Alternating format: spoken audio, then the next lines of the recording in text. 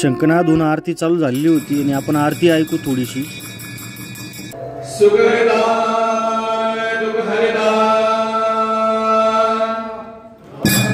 आजच्या आरतीचा मान शेळके काकांना भेटला होता आणि हा मान भेटणं म्हणजे लय मोठी गोष्ट आहे। जेवढी वांगेसाठीला गर्दी राहते ना आपल्या खंडोबाच्या यात्रेला, तेवढी हनुमान जयंतीला गर्दी नसती मित्रांनो आरतीसाठी। खंडोबा महाराजांची आरती झाल्यानंतर भरपूर लांबून आलेले भाविक भक्तजन तळी भरण्यासाठी इथं उपस्थित असतात। तळी भंडाऱ्याचा एक छोटासा कार्यक्रम बघू आपण सर्व।